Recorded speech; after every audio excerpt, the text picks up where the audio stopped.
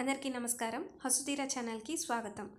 బాగా చూడండి, దూరాన ఆకాశం నేల కలిసిన చోట ఏవో మంటలు చెర్రెగుతున్నట్టు ఉంది కదూ. అది సూర్యోదయం అండి. తెల్లవారుజామున 5 అలా అవుతుంది. ఇది నా జీవితంలో నేను చూసిన మరిచిపోలేని అద్భుతమైన ప్రకృతి అందం. ఇది తెల్లవారుజామున కాబట్టి సూర్యచంద్రులు ఇద్దరూ ఉన్నారు.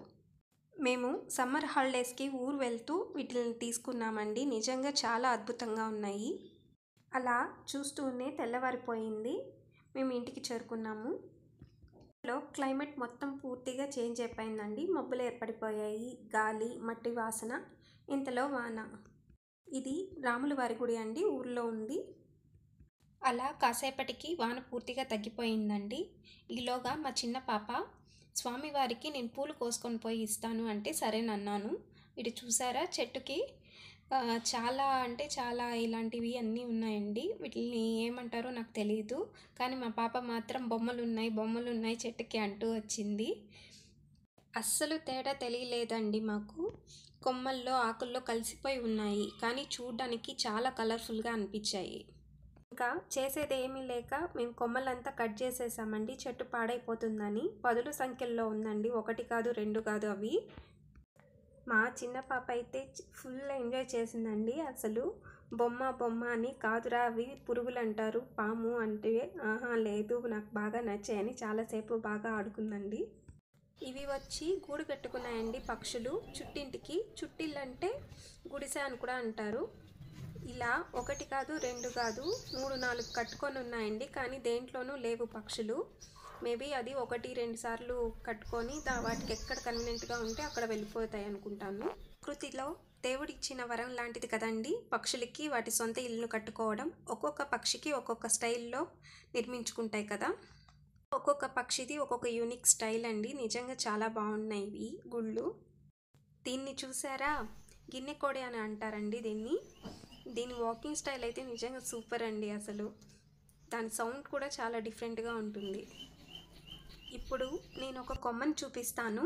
ఇది దేనిది అనేది తెలిస్తే మీరు కామెంట్ చేయండి.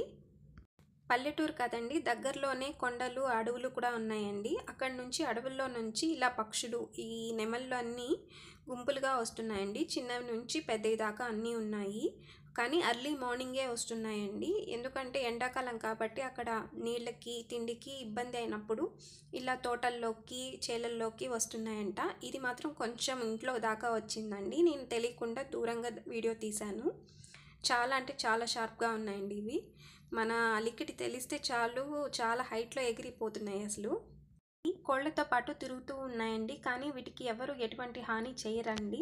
కనీసము పట్టుకోవడానికి ప్రయత్నం కూడా చేయరండి. అలా చేస్తే చట్టరీత్యా నేరమని, పైగా వాటి స్వేచ్ఛని ఎవరు అడ్డుకోకూడదని ఊర్లో వాళ్ళు చెప్తూ ఉన్నారండి. నిజమే కదండి, అవి మనలాంటివే.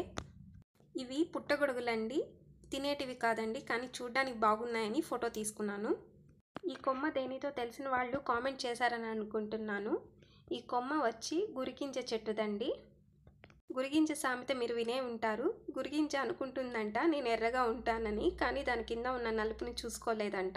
చెట్టు కాయల్లో నుంచి గింజలన్నీ ఇలా తీసుకోవచ్చండి, ఒలుచుకున్నట్టు లోపల ఉంటాయి, మన చిక్కుడుకాయలు ఉన్నట్టు. ఈ గింజల్ని లక్ష్మీదేవి సమానంగా కూడా మనం చూస్తూ ఉంటాము. వీటిల్ని ఎక్కువగా దేవుడి ఇంట్లో అలా పెట్టుకుంటారండి. నరదిష్టికి కూడా దీన్ని ఉపయోగిస్తారంట. కానీ ఈ గింజలు చాలా డేంజరస్ అని చెప్పారండి. ఇవి పాము విషం కన్నా ఎక్కువగా ఉంటుందని అక్కడ ఉన్న వాళ్ళు చెప్పారు. చూశారు కదా ప్రకృతి అందాలు, ఒక్కొక్కటి ఒక్కొక్క అందం అండి. ఇవి కేవలం పల్లెటూరులో మాత్రమే మనం చూడగలిగినవి. సిటీల్లో ఉంటాయి, కానీ ఇంత అందంగా అనిపించవు. మీకు ఈ వీడియో కానీ నచ్చితే లైక్ చేయండి, మీకు తెలిసిన వాళ్ళకి షేర్ చేయండి, ఇంకా మన ఛానల్ని సబ్స్క్రైబ్ చేసుకోండి. నమస్కారం.